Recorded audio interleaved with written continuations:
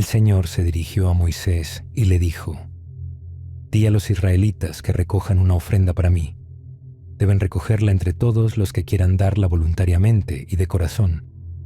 Y lo que deben recoger es lo siguiente: oro, plata, cobre, tela morada, tela de púrpura, tela roja, lino fino, pelo de cabra, pieles de carnero teñidas de rojo, pieles finas, madera de acacia, aceite para lámparas, perfumes para el aceite de consagrar y para el incienso aromático, y piedras de cornalina y otras piedras finas para montarlas en el efod y el pectoral del sumo sacerdote. Y háganme un santuario para que yo habite entre ellos, pero ese lugar donde yo he de habitar y todos sus muebles, tienes que hacerlos exactamente iguales a los que te voy a mostrar. Haz un arca de madera de acacia que mida 1,10 metros de largo, 65 centímetros de ancho y 65 centímetros de alto. Recúbrela de oro puro por dentro y por fuera, y ponle un ribete de oro alrededor. Hazle también 4 argollas de oro, y pónselas en las 4 patas, 2 de un lado y 2 del otro. Haz también travesaños de madera de acacia, recúbrelos de oro, y pásalos a través de las argollas que están a los costados del arca, para que pueda ser levantada con ellos, y ya no vuelvas a quitarlos. Déjalos ahí, en las argollas del arca, y coloca en el arca la ley que te voy a dar. Haz una tapa de oro puro, que mida 1,10 metros de largo por 65 centímetros de ancho, con 2 seres alados de oro labrado a martillo en los 2 extremos. La tapa y los seres alados deben ser de una sola pieza.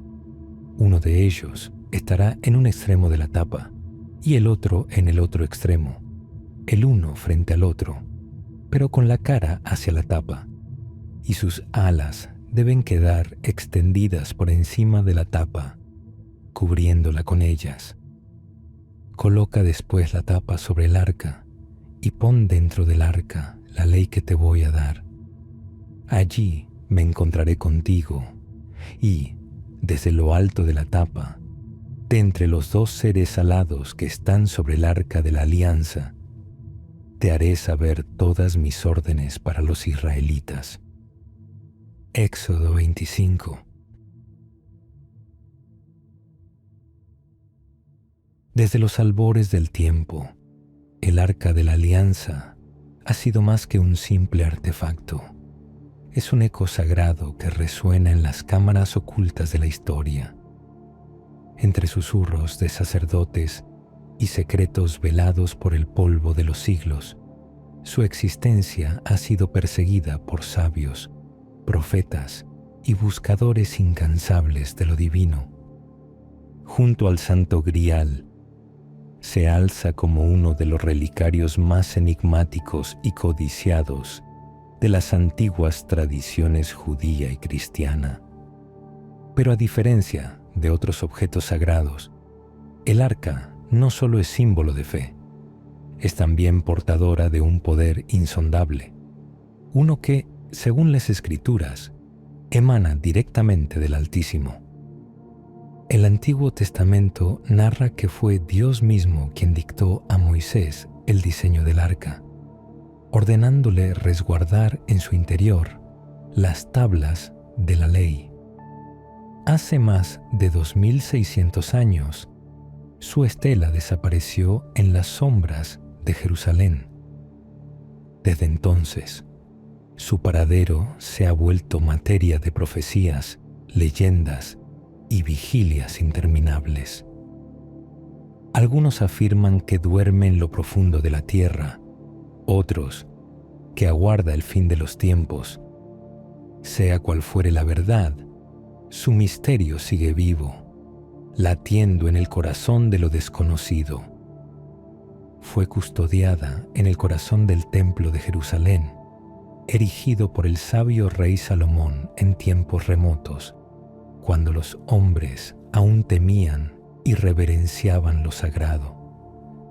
No era un templo cualquiera, sino el santuario supremo del pueblo de Israel, donde ardía sin cesar el candelabro de los 7 brazos, signo de la luz perpetua de Dios. Antes de elevarse aquel templo de piedra, el arca reposó en el tabernáculo, tienda sagrada que acompañó a los antiguos por el desierto. Fue el rey David quien, tras hazañas y visiones, la condujo a Jerusalén. Desde allí, como un relicario del cielo, pasó al templo. Se dice que fue construido con madera de acacia, árbol de vida y resistencia, y recubierto en oro puro, tanto por dentro como por fuera. Sobre su cubierta de oro macizo reposaban 2 querubines también de oro, uno frente al otro, con las alas extendidas como un escudo eterno, y sus rostros inclinados en reverencia. El arca no tocaba jamás la tierra, sostenida por 4 patas. Nadie podía rozarla directamente. Solo mediante varales podía ser trasladada, pues su energía, dicen, era capaz de doblegar incluso al impío más valiente. Unos creen que fue oculta en una cueva del monte Nebo, otros que yace bajo el monte Moriah, donde se alzaba el templo de Salomón. Incluso se ha dicho que descansa en Etiopía, resguardada por un sacerdote solitario. Otros relatos más oscuros señalan a los caballeros templarios. En el siglo XII, habrían traído reliquias de Jerusalén hasta Inglaterra, entre ellas el arca misma. Documentos ocultos durante siglos, revelados por el Vaticano, alimentan estas leyendas. Así, sin prueba ni descanso, el mito perdura. El arca de la alianza permanece como un susurro en las sombras del tiempo, esperando, quizás, a ser hallada por aquel que comprenda que no toda búsqueda es de este mundo.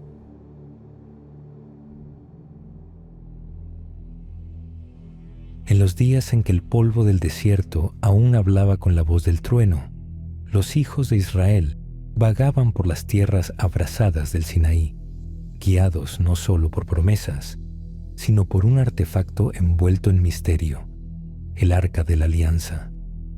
No era obra de manos comunes, ni simple cofre de reliquias, sino receptáculo de lo eterno, moldeado según los designios del Altísimo.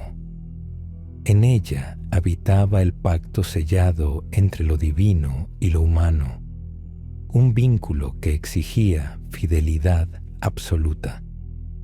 Los sacerdotes, elegidos por su pureza, la transportaban con temor reverente.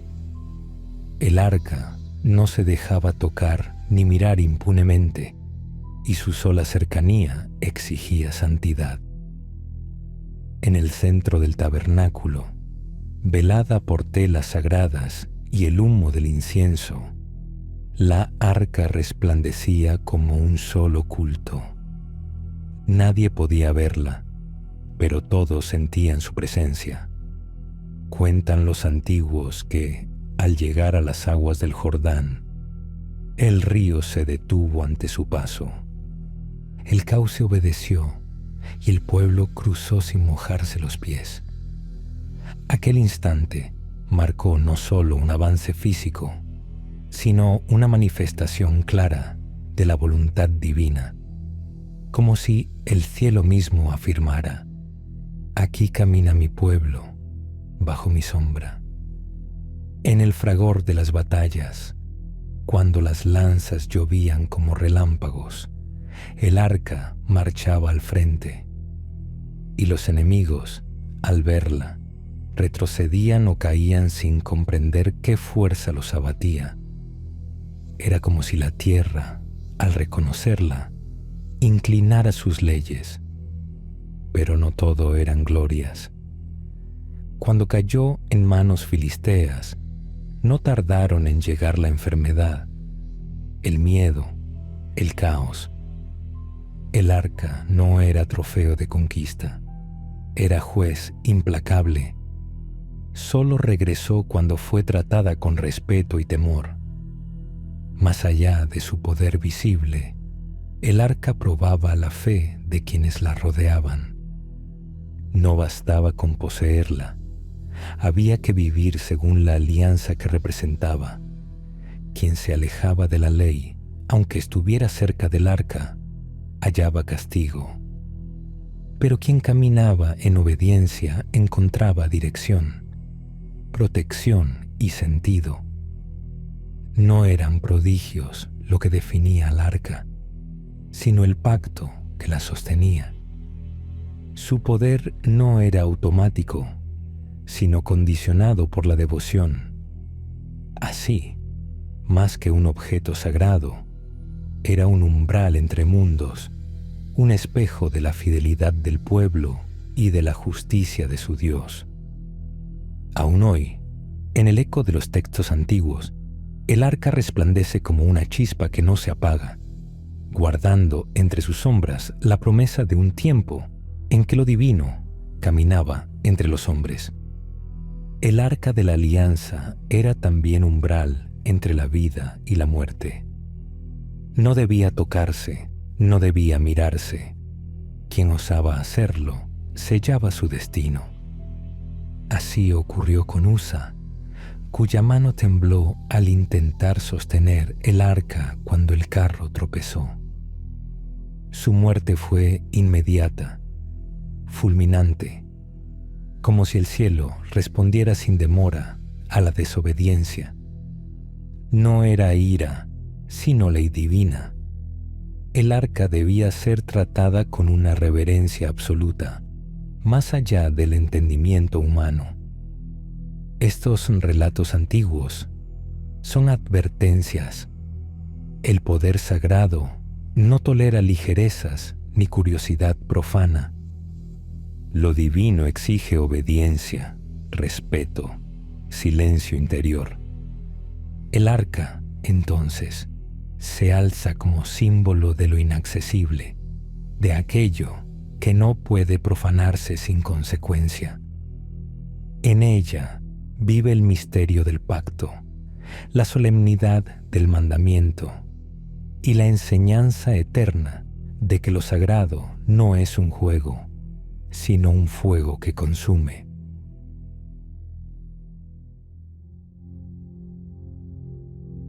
Hay documentos que, al emerger de las sombras, no solo revelan hechos, sino que despiertan antiguos ecos dormidos. Así ocurrió con ciertos archivos desclasificados por la CIA en el año 2000, recientemente redescubiertos y divulgados por el podcaster Josh Hooper. Entre informes polvorientos y páginas olvidadas, brilló un nombre rodeado de aura sagrada, el Arca de la Alianza. Según los registros, en 1988, en el corazón de un proyecto secreto conocido como Sunstreak, un grupo de videntes entrenados intentó alcanzar, mediante percepción remota, aquello que los ojos no pueden ver y los mapas no pueden señalar. Sunstreak era la heredera directa de otras iniciativas enigmáticas como el proyecto Stargate, cuyos orígenes se remontan a la Guerra Fría. La inteligencia estadounidense, ansiosa por superar las barreras del espionaje convencional, puso su fe en lo intangible, en la mente como puente hacia lo oculto. El proyecto se desarrolló en la penumbra entre 1986 y 1990, operando bajo la Agencia de Inteligencia de Defensa, con participación de la CIA. Los observadores remotos eran personas con supuestas habilidades psíquicas, capaces de penetrar distancias y secretos mediante coordenadas desconocidas para ellos, sin más guía que su intuición entrenada. Uno de estos observadores identificado solo como el número 32, fue encomendado con una visión en apariencia sin contexto. Lo que reveló estremeció a quienes analizaron el informe. Describió un contenedor de madera y metales preciosos, oro y plata, de forma similar a un ataúd, cubierto por figuras aladas de 6 alas y resguardado en un lugar subterráneo, húmedo y oscuro, custodiado además por entidades que él no supo nombrar, pero cuya presencia infundía respeto y temor. Aquella descripción, surgida del vacío de la mente, coincidía con la del Arca de la Alianza, el relicario divino que, según el Éxodo, fue construido por mandato de Dios para resguardar los 10 mandamientos. El espectador remoto también esbozó imágenes de una estructura abovedada, posiblemente una mezquita, y la presencia de figuras que hablaban árabe, insinuando que el lugar donde yacería el arca está en algún punto profundo del Oriente Medio. Pese a la precisión de la visión, los registros no aclaran si se actuó en consecuencia. El destino posterior de dicha información permanece enterrado, al igual que el supuesto objeto sagrado. ¿Fue ignorado el hallazgo? ¿Fue ocultado? ¿O acaso la verdad fue más inquietante de lo que nadie estaba preparado para enfrentar? Lo cierto es que el arca, de la cual muchos creen que encierra aún el fuego de lo divino, sigue velada bajo capas de tierra, misterio y silencio. Y los documentos que alguna vez quisieron alcanzarla nos recuerdan que hay saberes que no se conquistan con tecnología ni armas, sino con la mente, el mito y una antigua reverencia hacia lo sagrado.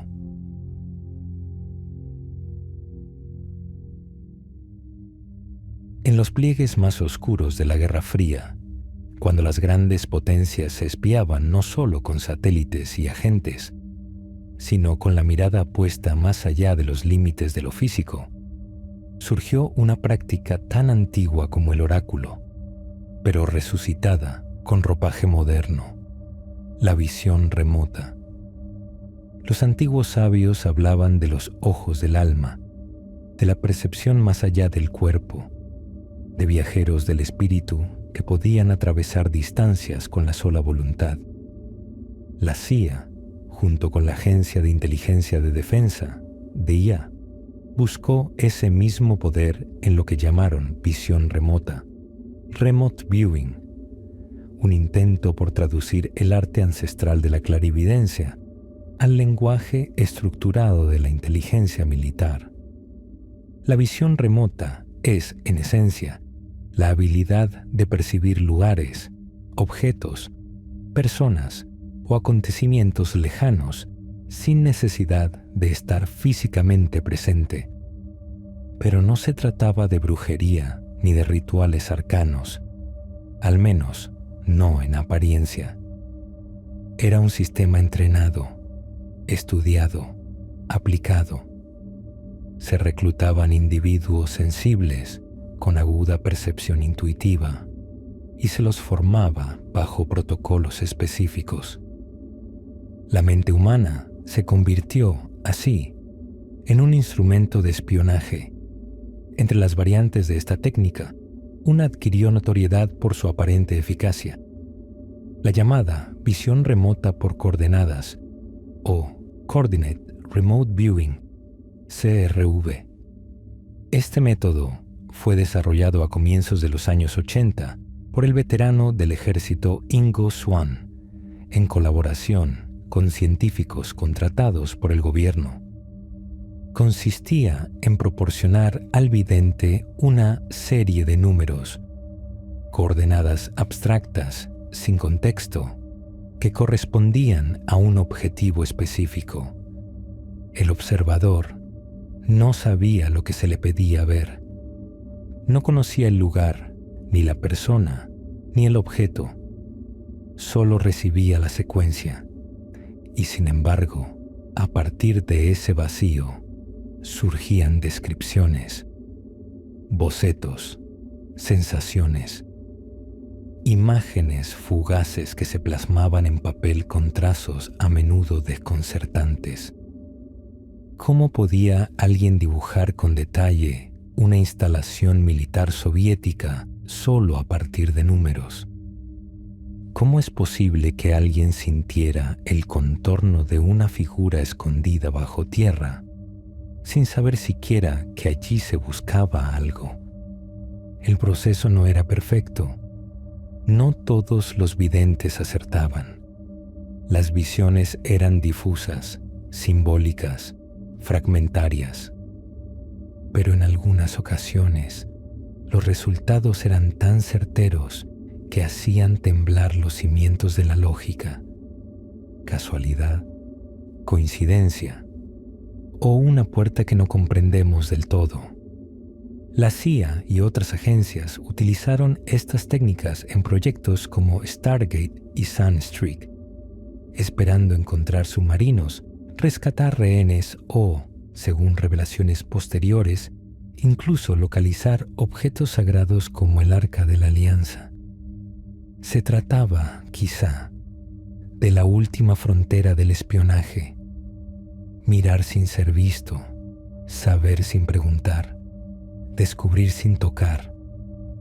Hoy, muchos de estos programas han sido desclasificados, archivados bajo etiquetas de escepticismo.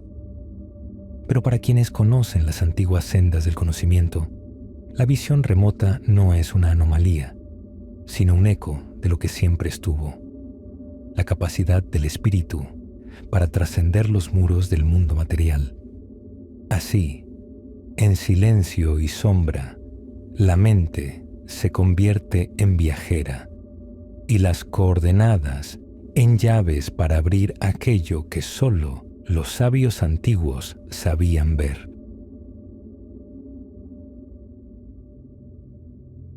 Ahora, ¿qué dice el documento desclasificado de la CIA?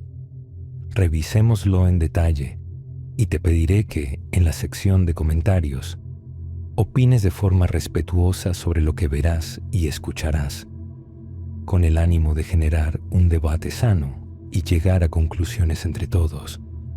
El documento, que puedes encontrar fácilmente navegando por Internet, consta de 17 páginas.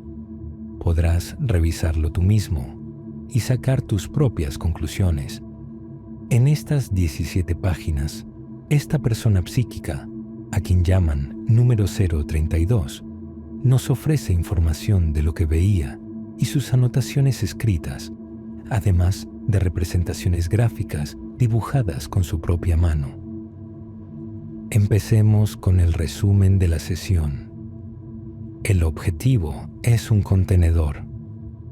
Este contenedor tiene otro contenedor dentro. El objetivo está hecho de madera, oro y plata. El objetivo tiene una forma similar a la de un ataúd y está decorado con serafines. Como podemos ver en la imagen, se muestra una figura alada con la leyenda "How is it opened?", que traducido nos dice "¿Cómo se abre?". Esta persona, en medio de su sesión de visión remota, se está preguntando cómo se abre este cofre, y además, en la misma imagen, nos confirma que se trata de un serafín y que es de oro.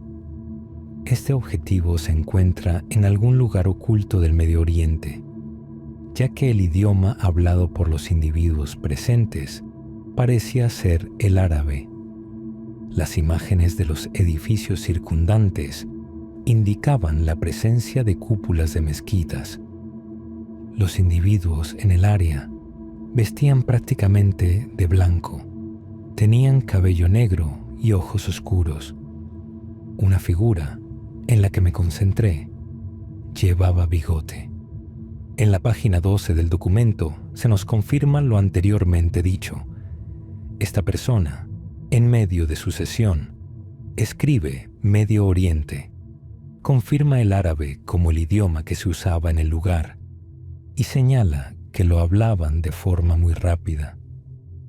Asimismo, se nos confirma que estas personas tenían cabello oscuro y ojos oscuros. Además, esta persona nos habla de mezquitas y nos dibuja una imagen bastante coherente sobre lo que vio. Analízala tú mismo. En esta imagen se nos describe el domo de la mezquita y el color blanco. El objetivo está oculto bajo tierra, en un lugar oscuro y húmedo. Todos estos son aspectos relacionados con la ubicación del objetivo. Lo que sigue en el documento se pone mucho más interesante. El propósito del objetivo es unir a un pueblo. Tiene algo que ver con la ceremonia, la memoria, el homenaje, la resurrección. Hay un aspecto de espiritualidad, información, lecciones y conocimiento histórico mucho más allá de lo que conocemos ahora.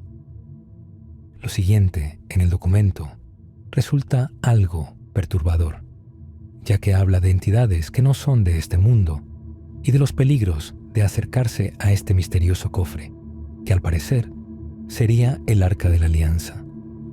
El objetivo está protegido por entidades y solo puede ser abierto por aquellos que estén autorizados para hacerlo. Por lo tanto, este contenedor no podrá abrirse hasta que se considere que ha llegado el momento correcto. Una vez que llegue ese momento, la mecánica del sistema de cierre resultará bastante simple. Las personas que intenten abrir el contenedor haciendo palanca o por medio de golpes son destruidas por los protectores del contenedor mediante el uso de un poder desconocido para nosotros.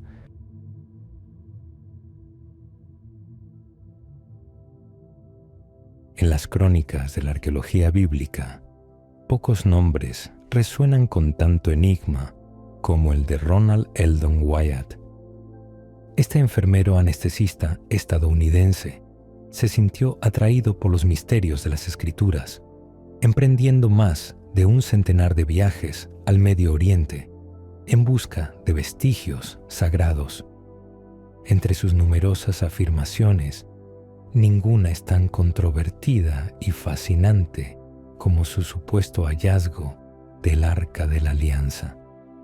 Según relatos, en 1978, mientras caminaba por Jerusalén junto a un funcionario del Departamento de Antigüedades de Israel, Wyatt señaló espontáneamente hacia una gruta conocida como la Cueva de Jeremías, declarando que el arca reposaba en su interior. Este gesto inesperado le valió el permiso para iniciar excavaciones en el área. Tras años de laboriosa búsqueda, en 1982, Wyatt afirmó haber descubierto una cámara subterránea que albergaba el Arca de la Alianza, oculta bajo el lugar tradicionalmente identificado como el Monte de la Calavera o Gólgota, sitio de la crucifixión de Jesús. Wyatt describió el arca como un cofre de madera recubierto de oro, coronado por querubines, en consonancia con las descripciones bíblicas. Aseguró que sobre el propiciatorio del arca había evidencias de una sustancia que identificó como sangre, sugiriendo una conexión directa con la crucifixión de Cristo, como si la sangre hubiera caído desde la cruz hasta el arca oculta. Según sus relatos, al penetrar en la cámara donde reposaba el arca, Wyatt fue recibido por seres celestiales que le revelaron su identidad como guardianes designados de tan sagrado objeto. Estos ángeles, de acuerdo con Wyatt, le instruyeron sobre la voluntad divina respecto al arca y le asistieron en la extracción de las tablas de la ley, las mismas que, según la tradición, fueron entregadas a Moisés en el Sinaí. Wyatt describió cómo estos seres le comunicaron que el momento para revelar el arca al mundo aún no había llegado, insinuando que su manifestación pública estaría vinculada a eventos futuros de significancia espiritual. Quizás ese momento es ahora que este tema de la CIA, la visión remota y el arca de la alianza han retomado nuevamente el debate en redes. Este relato, envuelto en un aura de misterio, sugiere que el arca permanece bajo la vigilancia de entidades divinas, esperando el instante preciso para cumplir su propósito profético. Sin embargo, estas afirmaciones han sido recibidas con escepticismo por la comunidad arqueológica y académica.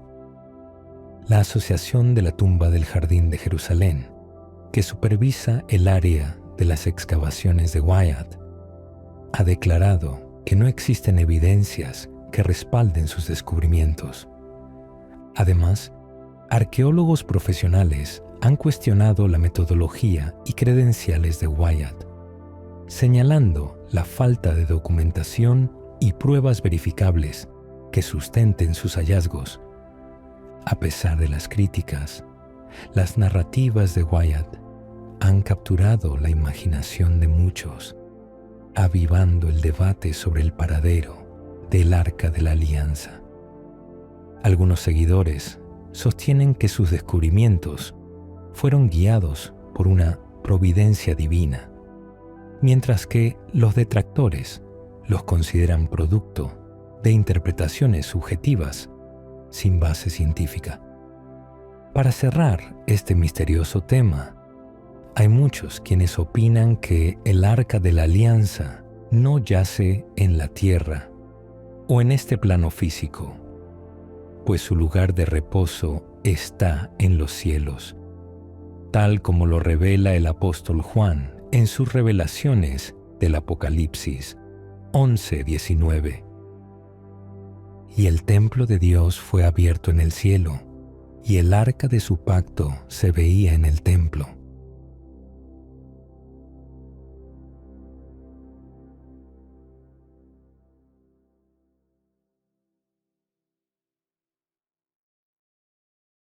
Tu apoyo incondicional es nuestra motivación para crear y compartir cada vez más contenido. Si este video resonó contigo, puedes dejar tu me gusta, compartirlo y dejar tus experiencias en la sección de comentarios. ¡Hasta la próxima! Esto es Universo Consciente. Si te ha gustado este video, puedes dar like, comentar o suscribirte. ¡Vamos, inténtalo! Te estamos esperando.